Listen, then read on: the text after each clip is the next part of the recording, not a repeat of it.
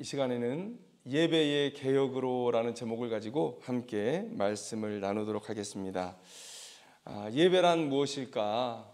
여러분, 이런 영적인 질문에 대해서 우리가 많이 무지하기 때문에 하나님께서 가시적으로 우리에게 보여주셨습니다. 바로 성막, 성전에서 드리는 예배를 통해서 우리에게 예배란 무엇인가에 대해서 말씀해 주셨다는 것이죠.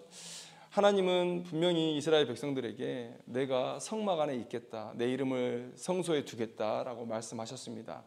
그래서 이스라엘 백성들은 성막으로 나아갈 때 하나님 앞에 나아간 것입니다. 그래서 그들은 이 성막에서 드리는 제사를 통해서 하나님을 예배했던 것이죠. 곧 이 예배라는 것은 이스라엘 백성들이 성막에 나가서 하나님을 만났던 것처럼 우리가 하나님을 만나러 나아가는 것입니다. 이 장소의 문제는 아니죠. 이제 예수님께서 이 지성소와 내성소를 가르는 휘장을 찢으시고 우리 모두가 다 하나님 앞에 나아가게 하셨고, 그리고 우리는 성령 하나님을 마음 가운데 모신 하나님의 백성이기 때문에 우리가 있는 모든 곳에서 우리가 예배자로 선다면 곧 그곳이 예배하는 자리가 되는 것이고, 그곳에서 우리는 하나님과 만나고 소통하게 되는 것입니다. 그래서 예배는 하나님과 인간의 만남의 시간이요, 하나님과 인간의 소통의 시간이요, 그래서 은혜의 시간인 것입니다. 우리가 예배 안에서 벌어지는 일들 우리가 한번 얘기해 보면 이렇습니다. 먼저 하나님께서 우리를 만나기 위해서 이 땅 가운데 내려오시죠. 절대 우리는 하나님을 찾아서 올라갈 수 없는 존재입니다. 그래서 하나님께서 내려오시죠. 그래서 죄가 있던 때나 아닌 때나 항상 하나님은 자기 백성들을 만나기 위해서 이 땅 가운데 내려오셨다는 것을 우리가 알 수 있습니다. 그러면 그 이후에는 어떻게 됩니까? 이제 나아갈 수 있게 하신 하나님에 대한 감사의 마음을 가지고 우리가 하나님 앞에 나아갑니다. 그런데 성경에 보면 하나님을 만났던 모든 사람들에게 공통적으로 나타나는 모습이 있어요. 그것은 뭐냐면 모습은 다를지 모르겠지만 자신을 낮춘다는 거예요. 하나님을 경외하는 감정을 가지고 그 앞에서 자기를 낮춥니다. 그렇게 하나님을 만납니다. 그러면 그때 하나님은 어떻게 하십니까? 먼저는 자기에게 나온 백성들을 바라보면서 큰 기쁨을 느끼시는 것이죠. 그리고 예배자들에게 은혜를 부어주시기 시작하십니다. 먼저 언약을 재확인하세요. 무엇입니까? 나는 여전히 너의 하나님이다, 너는 여전히 내 백성이다라는 것을 그 예배를 통해서 재확인시켜주는 거예요. 그래서 우리는 그런 하나님의 인정하심에 감격하면서 어떤 사람은 눈물을 쏟기도 하고, 그리고 어떤 사람은 가슴을 치면서 회개하기도 하고, 어떤 사람은 새로운 삶에 대한 결단으로, 거룩한 삶에 대한 결단으로 그렇게 나아가기도 하는 것이죠. 그리고 동시에 하나님은 그렇게 결단하는 자기 백성들에게 그대로 살 수 있도록 하시기 위해서 믿음을 더하여 주시고 또 능력을 더하여 주시는 것입니다. 그러면 우리는 그렇게 하나님을 만난 결과로 인해서 하나님을 향한 사랑과 감사의 마음으로 우리에게 맡겨진 거룩한 삶을 살아내게 되는 것이죠. 여러분, 우리가 드리는 이 예배 안에서 하나님과의 소통이 계속 일어나면서 믿음으로 충만해지고 또 거룩한 삶을 결단하는 이런 일들이 계속해서 반복되어지고 있는 것입니다. 또 성령 하나님께서 이런 일들을 주장하셔서 하나님께로 우리를 계속 인도해 가시는 일들을 하는 것이죠. 예배의 형태는 다를 수 있습니다. 예배의 형태는 전 세계적으로 또 우리나라 안에서도 매우 다른 모습으로 드려질 수 있습니다. 그러나 예배의 목적은 다 똑같은 것이죠. 바로 제가 말씀드린 그러한 일들을 위해서 각자가 예배를 구안해 낸 것입니다. 그런데 우리가 16세기의 종교개혁을 얘기할 때 예배의 개혁이었다라고 얘기를 해요. 예배의 개혁이었다. 이런 정말 하나님을 만나는 이 귀한 예배, 그래서 그 안에서 감격이 있고 믿음의 성장이 있고 그리고 새로운 삶을 위한 결단이 있는 이런 예배가 돼야 되는데, 과연 16세기 이전에 종교개혁 이전의 예배는 무엇이 문제였길래 종교개혁자들이 이렇게 나서서 예배의 개혁을 부르짖어야 했는가? 우리가 그들을 한번 이 종교개혁 주간에 한번 나눠봤으면 좋겠습니다. 과거 이 종교개혁 이전의 예배의 문제점 첫째는 뭐냐면 말씀의 선포가 빈약한, 너무 부족했던 예배였다는 것입니다. 여러분, 예배에서 가장 중요한 시간은 무엇일까요? 어떤 분들은 하나님은 높으신 분이기 때문에 우리의 찬양 중에 높아지신다. 그래서 나는 찬양을 가장 중요하게 생각한다. 맞습니다. 저는 예배의 모든 순서가 너무나 다 귀하다고 생각을 해요. 그러나 가장 중요하다고는 말할 수 없지만 가장 먼저 되어야 할, 가장 우선되어야 할 일이 있습니다. 그것은 뭐냐면 바로 하나님의 말씀을 선포하고 말씀을 듣는 시간이죠. 여러분, 제가 그렇다고 해서 설교 시간이 가장 예배 시간 중에 길어야 된다 그런 말씀을 드리는 것은 아닙니다. 설교 시간이 1분이 됐든 2시간이 됐든 그것이 중요한 것이 아니라 그 예배 가운데서 하나님의 말씀이 선포되어지고 하나님의 말씀을 듣고 자기의 삶을 정향하는 그런 시간들이 반드시 있어야 되는 것이죠. 여러분, 우리의 예배의 모든 순서는요, 하나님을 모르는 사람들이 할 수 있는 것이 아닙니다. 우리의 예배의 모든 순서를 다 따져봤을 때 하나님을 모르는 사람들이 그 예배에 참여해서 은혜 받는 일은 극히 드물죠. 여러분, 우리는 하나님을 알아가면 알아갈수록 예배 가운데 더 풍성한 은혜에 잠길 수 있다는 사실을 알아야 된다는 것이죠. 제가 여러 번 말씀드리지만 하나님을 알아야 찬양하고 하나님을 알아야 기도하고 하나님을 알아야 그 뜻대로 살아갈 것이 아닙니까? 하나님을 알아야 예배도 하는 것입니다. 그래서 하나님을 아는 일, 그래서 하나님의 말씀을 선포하는 일이 매우 중요하다는 것이죠. 단지 설교자는 하나님이 주신 말씀을 대언할 뿐입니다. 설교자가 주시는 것이 아니고, 물론 그 파이프가 깨끗하고 고든 파이프여야 되겠지만 만약에 그것이 맞다면, 그것이 곱고 바른 파이프라면 하나님의 말씀만 대언하는 것이 맞는 것이죠. 그런 하나님의 말씀의 선포가 반드시 예배에는 필수적으로 있어야 된다는 것입니다. 그런데 종교개혁 이전의 예배는 어땠습니까? 말씀의 선포가 거의 사라졌다.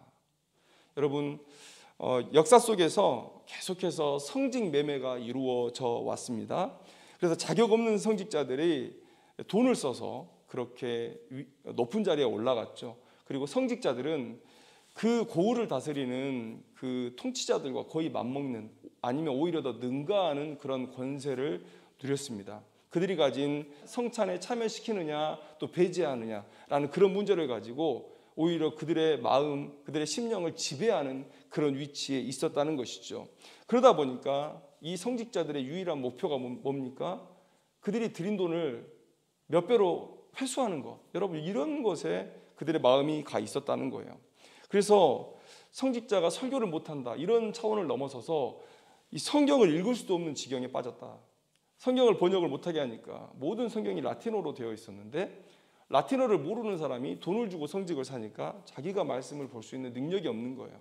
그래서 교구별로 한 사람이 설교문을 작성해가지고 뿌려주는, 그런데 그거를 보고 읽을 수도 없는 그런 지경에 있었다라는 것이죠. 하나님의 말씀의 선포가 거의 전무했던 그런 예배로 나아가고 있었다라는 것이죠. 성직의 기득권을 유지하기 위해서 성경의 번역을 막았는데 그것이 그들의 영성이 무너지는 결과를 낳았고 결국은 성직의 권위가 무너지는 결과를 만들고 말았다.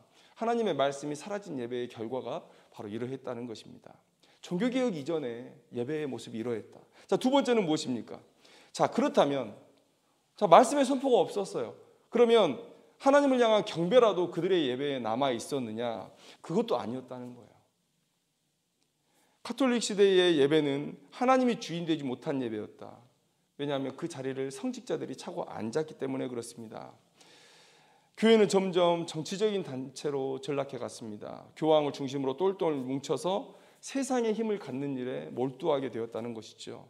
성직자는 영성으로 성도들을 인도해야 합니다. 그러나 영성이 없어요. 그 알맹이인 영성이 없으니 그들이 무엇으로 성직자의 권위를 가질 수가 있겠습니까? 그래서 성도들을 억누를 수 있는 방법들이 세상적인 권위들 뿐이었어요. 그래서 자신들을 웅장하고 화려하게 바꾸기 시작합니다. 건물, 입는 옷, 예식, 음악, 이런 모든 것들이 웅장해지고 화려해졌어요. 심지어 유리창에도 성화라고 여러 가지 스테인드 글라스를 해가지고 거룩한 그런 외양을 갖추려고 노력했다는 것이죠. 그리고 그 성물과 성화 등으로 자기 교회를 높이고, 그리고 그로 인해서 그 교회에 심무하고 있는 자신의 권위를 높이는 그런 일들, 결국 하나님이 아닌 자신들이 왕이 되는 그런 예배를 그들이 만들고 있었다라는 것이죠.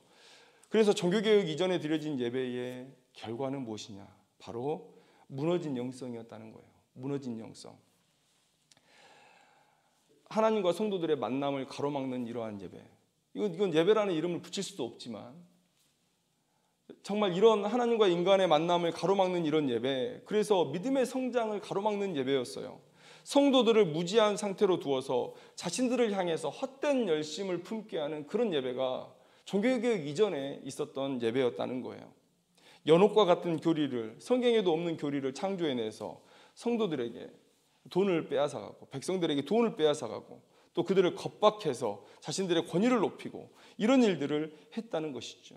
그 시대의 성직자와 교회는 하나님과 성도들을 나누는 일종의 벽의 역할을 하고 있었다는 거예요. 여러분, 아까 예배는 뭐라 그랬습니까? 예배는 하나님과의 만남이죠. 하나님과의 만남을 통해서 은혜가 쏟아지는 시간이 바로 예배의 시간인데, 성직자들이 앞장서서, 교회가 앞장서서 하나님과 백성 사이에 벽을 치고 그들이 그 중간에 서서 하나님 노릇을 하는 그런 예배, 진정한 예배일 수가 없는 예배를 드리고 있었다는 거예요. 그래서 하나님께서 이 종교개혁을 일으키셨던 것이죠. 저는 이 종교개혁이 백성들을 건지시는 그런 사건이었다고 생각해요. 이러한 예배가 계속되어졌다면 얼마나 심령이 피폐해졌겠는가. 여러분, 그런데 하나님께서 이 종교개혁자들을 사용하셔서 예배의 개혁을 일으키셨습니다. 하나님께서 교회와 성직자들이 세워놓았던 높은 담을 직접 허시고 자기 백성들에게 찾아오신 거예요. 이 자기 백성들을 초청하신 거예요. 이런 일이 바로 종교개혁이라는 것이죠. 종교개혁을 기념하는 이 주간에 우리가 예배에 대해서 한번 얘기를 나눠봐야 되겠다라는 생각을 했다는 것이죠.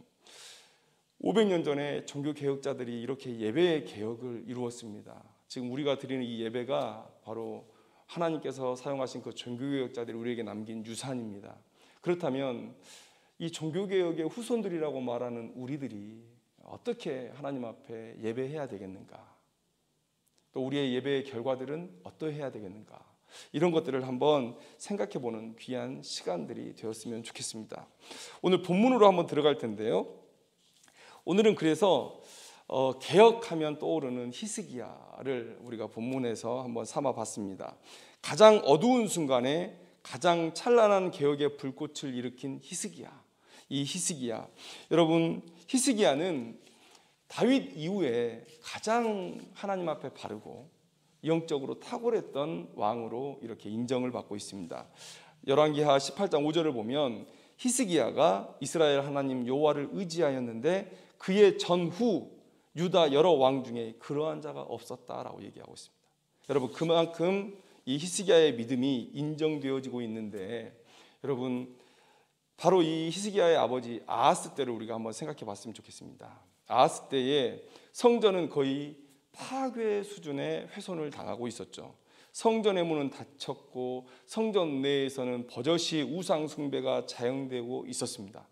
영적으로 가장 어두웠던 시기를 지내고 있는 그때에 히스기야가 왕으로 등극하면서 왕위에 오르면서 이 남유다의 영적 개혁, 또 예배의 개혁들을 이루어가고 있는 모습을 보게 된다는 것이죠. 종교개혁과 같은 모습이 아니냐라는 생각이 들어요. 가장 어두운 곳에서 찬란한 불꽃을 일으킨 그런 모습이 종교개혁과 매우 유사한 모습이 아니냐. 그래서 저는 이 히스기야의 개혁이 지금 북이스라엘이 멸망하기 직전이거든요. 바로 직전이거든요. 곧 몇 년 후에, 곧 3, 4년 후에 북이스라엘은 완전히 멸망합니다. 그런데 저는 그래서 하나님께서 북이스라엘과 남유다에게 함께 주신 하나님의 구원의 마지막 등불이 아니었는가라는 생각을 해보게 되는 거예요. 자, 그럼 이 개혁의 모습을 보면서 우리의 예배의 모습을 한번 생각해 보기를 원하는데요. 자, 역대하 31장 1절의 말씀을 다시 한번 읽도록 하겠습니다. 너무 감동적인 그런 내용이라서 한번 다시 읽겠습니다. 이 모든 일이 끝남에 거기에 있는 이스라엘 무리가 나가서 유다 여러 성읍에 이르러 주상들을 깨뜨리며 아세라 목상들을 찍으며 유다와 베냐민과 에브라임과 므낫세 온 땅에서 산당들과 제단들을 제거하여 없애고 이스라엘 모든 자손이 각각 자기들의 본성 기업으로 돌아갔더라. 여러분, 제가 왜 이 본문이 마음에 감동이 된다고 말씀드렸냐면요, 남유다의 모습이 아니라 북이스라엘 사람들의 모습 때문에 그렇습니다. 제가 말씀드렸지만 지금 북이스라엘은 이제 그 북이스라엘의 역사가 다 끝나가고 있는 시점이에요. 불과 멸망이 몇 년 남지 않은 시점입니다. 그런데 오늘 북이스라엘 사람들이 하는 이 모습을 보라는 거예요. 오늘 우리가 이 북이스라엘 사람들에 집중해서 좀 말씀을 보려고 그래요. 왜냐하면 그렇게 볼 때 이들의 모습을 통해서 우리가 가야 할 예배의 방향이 더욱더 선명해지고 더 강한 동기부여가 되기 때문에 그렇습니다. 여러분, 남유다의 왕이 지금 개혁을 일으키고 있잖아요. 그러면 왕이 그렇게 기치를 두고 앞서서 나가는데 그 백성들이, 그 제사장들이 안 따라갈 수 있습니까? 그런데 북이스라엘은 그렇지 않다는 거예요.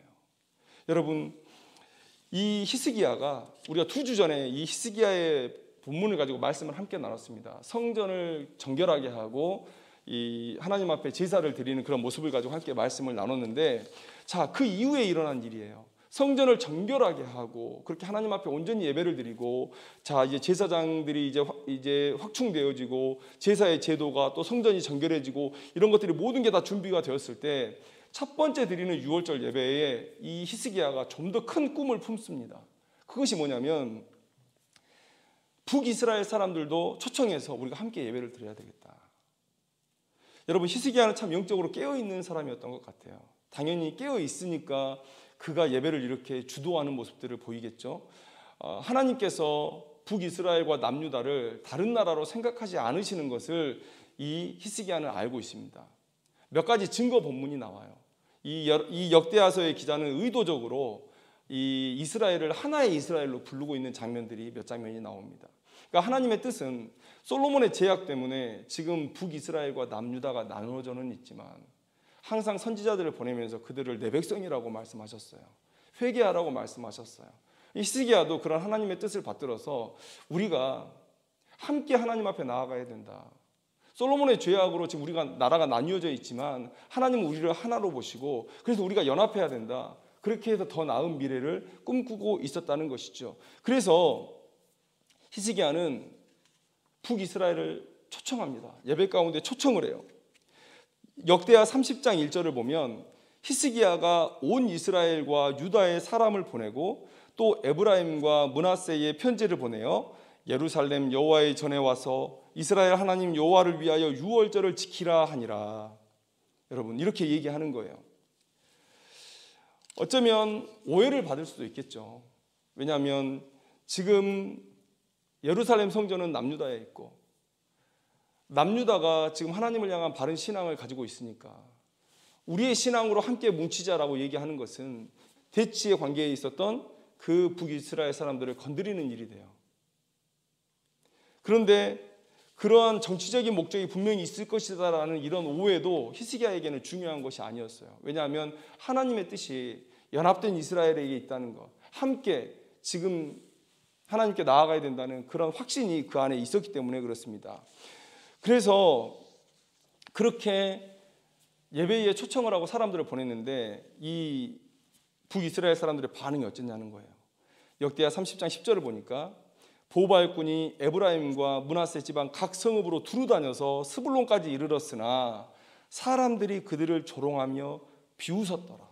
여러분, 이게 북이스라엘의 영적인 상황입니다. 멸망 직전의 영적인 상황이에요. 여러분, 생각해 보십시오. 지금 나라가 멸망할 지경에 처해 있어요. 지금 이 북이스라엘이 잘 지내다가 갑자기 어느 날 큰 나라가 와서 나라를 탁 멸망시켜버린 그거 아니에요. 아수르가 지속적으로 오래도록 북이스라엘을 공격했습니다. 그리고 얼마 전에도 큰 외침이 있었고 많은 사람들이 끌려갔어요.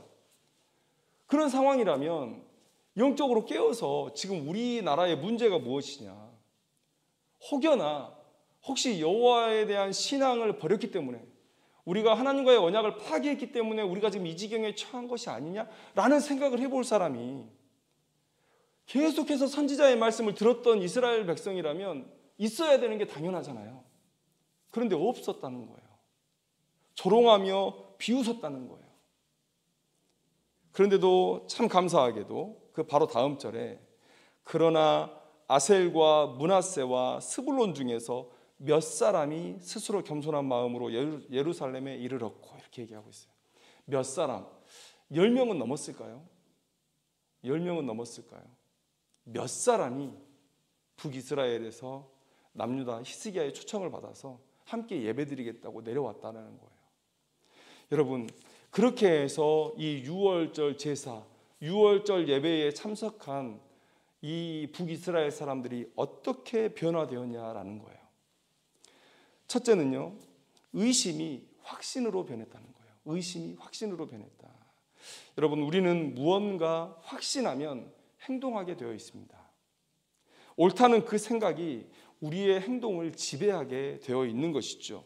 여러분, 여기 투자하면 대박난다 라는 그런 믿음이 있으면 빚을 내서라도 투자하는 거예요.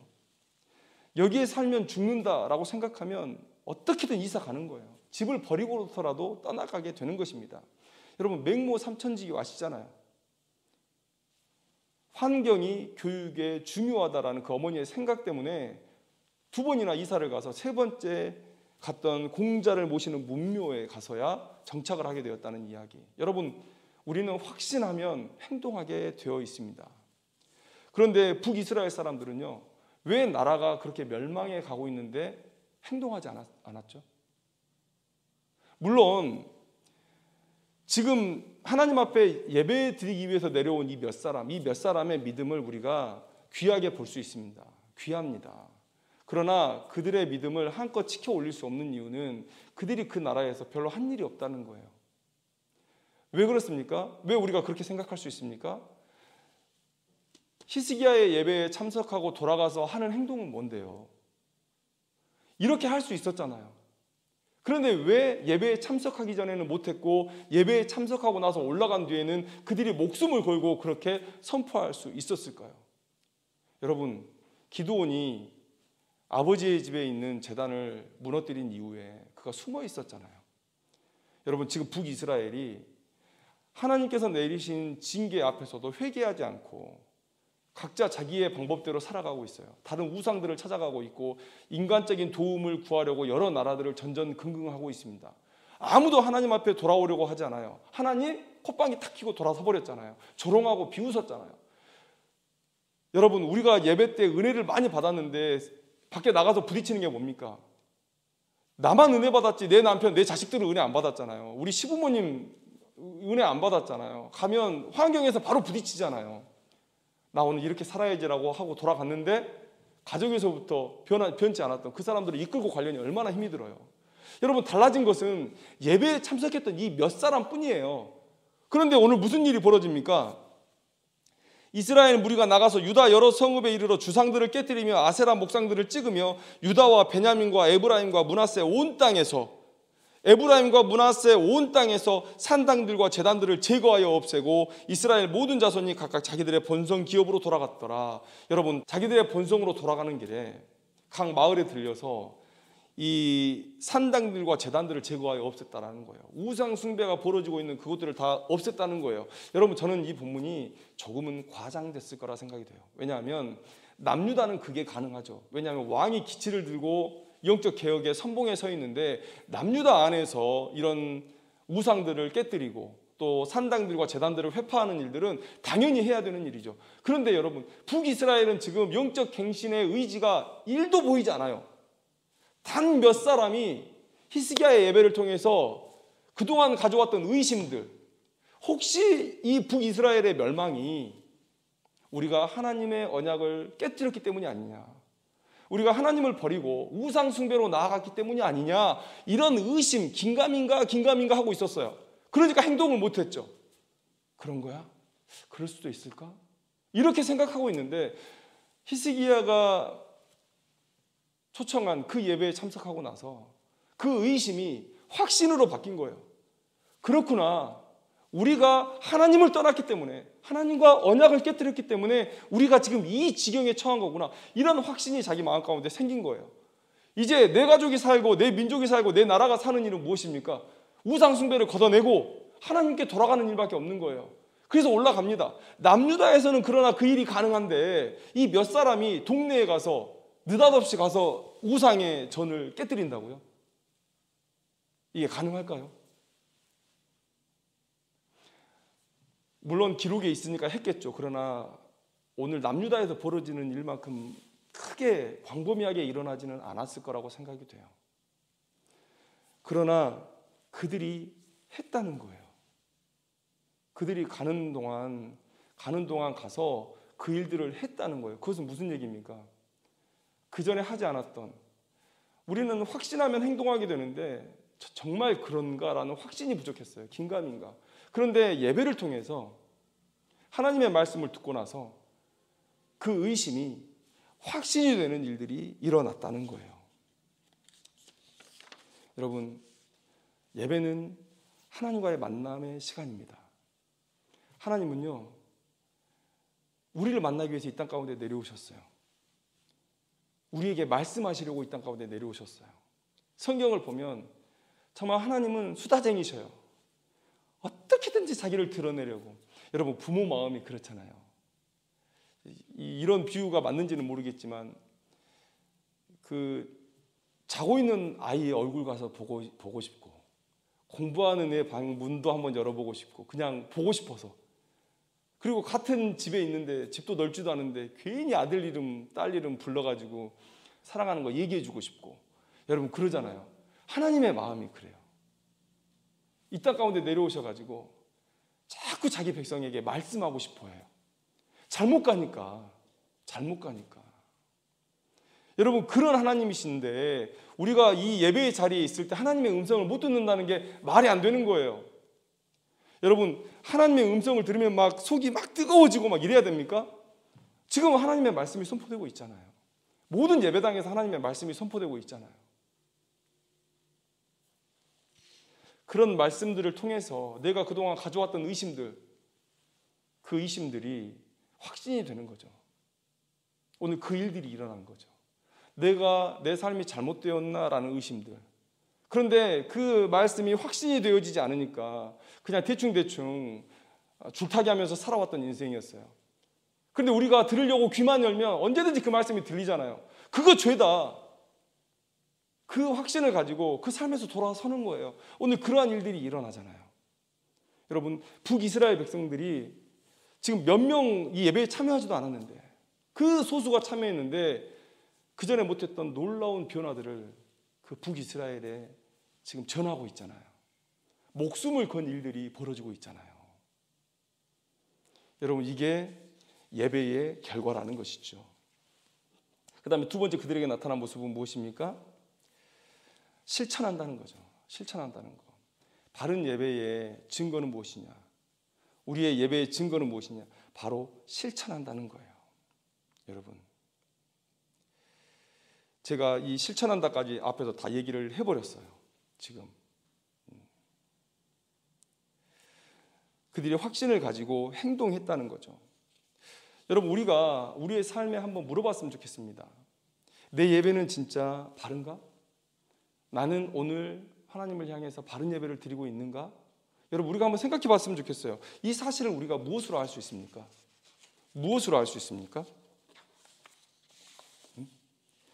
예배를 통해서 내 삶에 의심되었던 것들이 확신으로 드러날 때 우리는 하나님을 만난 거예요. 이 예배를 하나님 앞에 온전히 드린 것입니다. 그리고 반드시 그러하다. 그럴 수도 있다가 아니라 반드시 그러하다라는 확신이 바로 나를 실천으로 몰아갈 때, 여러분, 그것이 우리가 예배를 바로 드렸다는 증거가 된다는 거예요. 최근에 우리가 예배드림의 척도를 생각할 때 너무 감정적인 것에 많이 치우쳐 있다라는 생각이 듭니다. 좀 어려운 말로 하면 포스트 모더니즘의 시대를 맞이해서 그렇다. 그래서 모더니즘, 그러니까 이성이나 합리적인 사고 이런 것들이 지배하던 것에 실증을 낸 사람들이 이제는 감정적으로, 감각적으로 나아가려고 한다. 그래서 예배도 변했다. 여러분, 세상의 사조는 그렇다고 해요. 그런데 과연 우리가 그렇게 이 세상의 사조에 우리의 예배도 얹어가지고 같이 흘려보내버려야 되는 그런 일인가를 우리가 생각해야 되는 것이죠. 여러분, 진정한 예배는 개인의 감정적인 부분에 맡겨놓을 수 없습니다. 개인의 감정으로 평가될 수 없다는 거예요. 왜냐하면 감정은 우리를 속이는 경우가 너무 많습니다. 여러분, 목회자들이 뭐 전문가입니까? 흥분시키는 거 전문가예요. 목회 현장에서 10년, 20년, 30년, 40년 그렇게 해왔잖아요. 여러분 돈만 있으면, 규모만 있으면, 사람만 있으면 성도들의 감정 들었다 놨다 하는 거 그거 아무 일도 아니에요. 멋진 영상으로 예배 전 준비해주고 잔잔한 찬양, 좋은 밴드들 돈 주고 사서 연주하게 하고, 그 다음에 예배 중간중간마다 음악 넣어주고, 설교 끝나고 맞는 말씀 가지고 후렴 막 서너 번씩 돌려 부르면서 그렇게 감정 고조시키고, 예배 끝나고 나가면서 계속해서 반주해주면서 나가고. 여러분, 감정 건드리는 일은요 너무나 쉽습니다. 너무나 쉬워요. 그런데 그렇게 해서 우리의 삶이 변했냐고요? 우리의 교회가 날로 새로워지고 있냐고요? 그냥 이런 감정적인 예배는 하나님이 주인이 된, 하나님이 왕이 된 예배가 아니라 내가 왕이 된 예배일 수 있다는 거예요. 아까도 서두에도 말씀드렸지만 그런 전문가들은 옆 동네에 더 많습니다. 2000년의 역사를 가지고 계속 발전되어 온 옆 동네에 더 많아요. 음악도 더 웅장하고 화려한 복식에, 화려한 의식에 옆 동네에 더 많아요. 그게 우리가 드리는 바른 예배고, 그게 은혜 받는 예배고, 그게 하나님께서 기뻐하시는 예배일까? 아니면 내 감정을 건드리는 그런 수준의 예배는 아니었을까? 여러분, 오늘 구약의 종교개혁자 히스기야는 지금 다른 얘기를 하고 있어요. 그리고 16세기를 살았던 종교개혁자들은 다른 얘기를 하고 있다고요. 여러분, 칼빈이 제일 두려워했던 것, 여러분, 음악입니다. 교회 안에서 이 음악으로 감정을 불러일으키는 것을 칼빈이 극도로 조심했어요. 그래서 칼빈이 만든 찬송을 보면요, 화음을 넣지 않습니다. 단음조로. 그리고 시편의 가사만 인용을 해요. 그런데 칼빈이 예술적인 감각이 부족한 사람이었냐? 그렇지 않습니다. 그 시에서 벌어지는 많은 문화행사에 교회가 기부하고 지원하고 했었어요. 문화적인 역량이 떨어지는 사람이 아니었다는 거예요. 그러나 예배에서만큼은 인간의 감정이 홀로 고조돼서 하나님 없이 혼자 카타르시스를 느끼는 그런 예배를 피하려고 했다는 거예요. 하나님만이 높임을 받으시는 예배. 여러분, 오늘 히스기야는 무슨 얘기를 합니까? 의심이 확신으로 변한, 하나님을 만나고 하나님의 음성을 듣고 내가 가졌던 긴가민가의 생각들이 확신이 돼서 하나님의 생각을 붙드는 그런 변화들, 그리고 그 변화가 나의 삶을 변화시키는 그런 변화들, 여러분, 이것을 예배의 증거라고 우리에게 얘기해 주고 있다는 거예요. 여러분, 그러면 지금까지 우리가 가졌던 예배에 대한 생각들, 바른 예배의 생각들이 완전히 달라지는 것이죠. 여러분, 지금 이 자리에서, 물론 이 자리에서 열심히 집중해서 예배에 참여하는 사람이 삶의 변화를 일으킬 가능성은 더 높겠죠. 그러나 여러분, 이 자리에서 있는 바른 모습이 우리의 바른 예배를 담보해 주지는 않는다는 거예요. 우리의 증거는 어디 있습니까? 이러한 위협 속에서도, 이러한 반대 속에서도 받은 은혜대로 살아내는 것, 여러분, 그것이 우리가 하나님 앞에 바른 예배를 드렸다라고 생각하는 그런 증거라는 거예요. 여러분, 하나님은 그러면 우리의 예배를 언제 받으실까요? 여기서 1시간 받으시고 나가면 예배 끝? 야, 기쁘다, 오늘 예배 한 사발 잘 먹었다, 이러고 가십니까? 그게 아니라는 거죠. 우리의 삶에 계속되는 순간 속에서 하나님은 예배를 받으시고 계신다는 거예요. 제가 감정을 너무 폄하하는 것은 아닙니다. 감정이 너무 중요하죠. 우리가 예배 가운데 우리의 감정을 일으키셔서 하나님께서 내 가슴을 치며 하나님의 말씀을 들으면서 더 강하게 결단하게 하실 수도 있고요. 내 감정이 하나님께 더 나를 향하게 할 수 있는, 내 삶을 드리게 할 수 있는 그런 도구도 된다는 거예요. 그런데 조건이 있습니다. 그것은 하나님의 말씀보다 앞서지 않을 때, 우리의 감정이 하나님의 말씀을 따라갈 때 그게 가능하다는 거예요. 미친 사람처럼 하나님의 말씀 저 뒤에 있는데 혼자 이렇게 막 춤추면서 앞서서 나가는 그런 감정 말고요. 말씀을 따라가는 감정일 때, 말씀에 지배되는 감정일 때, 여러분, 그 감정은 우리에게 유익한 것이라는 거예요. 여러분, 감정적으로 내가 느낀 카타르시스로 야, 오늘 예배 하나님께서 받으셨다, 이런 단순한 오해를 하지 않았으면 좋겠습니다. 오늘 본문은 우리에게 얘기해 주고 있어요. 6월절에 히스기야의 그 예배가 끝난 이후에 북이스라엘 사람들이 어떻게 변했느냐. 우리가 하나님 앞에 예배를 드렸을 때 이 기준에 한번 대봤으면 좋겠어요. 내 감정적인 것이 아니라 정말 내 삶의 변화가 있느냐, 내 생각의 변화가 있느냐. 여러분, 종교개혁 주간입니다. 종교개혁자들이 우리에게 선물해 준 것이 곧 예배 개혁인데, 종교개혁자들은 그래서 하나님을 알기를 원했어요. 하나님의 말씀을 듣기를 원했습니다. 듣고 우리의 처지가 왜 이 모양인지를 의심이 아닌 확신을 갖기를 원했어요. 그리고 회개의 삶으로, 완전히 변화된 삶으로 나아가기를 원하셨다라는 거예요. 오늘 히스기야의 생각, 또 종교개혁자들의 생각을 우리가 물려받아서 우리의 예배를 다시 한번 생각해보고 하나님께서 원하시는 바른 예배로 나아가는 우리들이 되기를 소망합니다. 기도하겠습니다.